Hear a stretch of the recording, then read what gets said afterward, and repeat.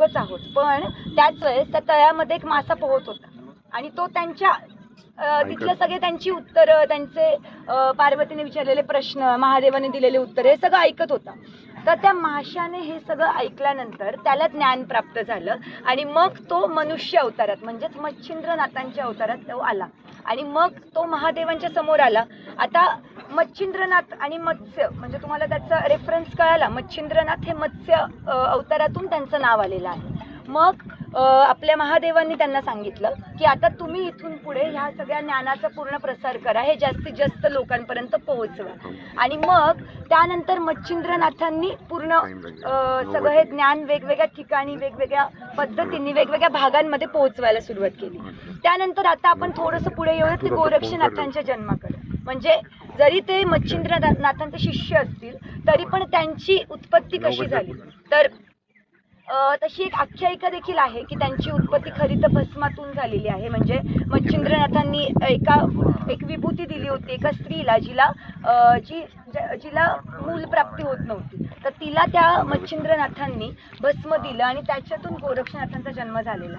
तर मुळात 12 वर्षांनंतर एका ठिकाणी मच्छिंद्रनाथ गेले, त्यांनी ते विभूती एका स्त्रीला दिली आणि त्याच्यानंतर 12 वर्षांनी पुन्हा मच्छिंद्रनाथ त्याच ठिकाणी आले आणि त्यावेळेस त्या विभूतीमधून जन्म झालेला जो मुलगा होता तो होता गोरख.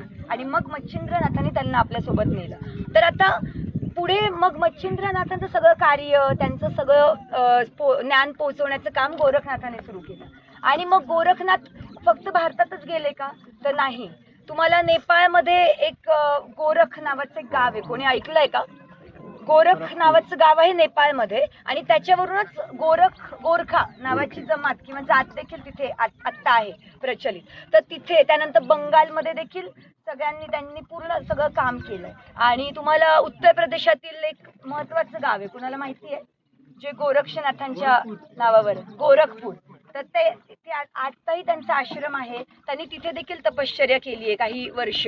आणि आपला ही नगरचे गर्भगिरीच्या रांगेतला गोरक्षनाथगड, इथे तर त्यांनी पूर्ण 12 वर्ष सलग तपश्चर्या केलेली आहे. त्यामुळे इथल्या देखील भूमीला खूप महत्व आहे गोरक्षनाथांच्या. तर त्याच्या पुढे एक खूप सुंदर श्लोक, गोरक्ष शतकम नावाचा एक छानसा ग्रंथ आहे. त्याच्यात एक 2च ओळींचा श्लोक आहे जो आहे, आदिनाथ नमस्तुभ्यम गोरखम मच्छिंद्रम ततः परम, आदिनाथ नमस्तुभ्यम गोरखः मच्छिंद्रम ततः परम, चतुशृंगी चतुरंगा विदो विदुः नमस्कारम. म्हणजे त्याच्यात काय सांगितलंय की गहिनीनाथांचं देखील नाव आहे याच्यात. त्याच्यानंतर मच्छिंद्रनाथांचं नाव आहे. गहिनीनाथ म्हणजेच गोरक्षनाथांचे शिष्य. मग गहिनीनाथांच्या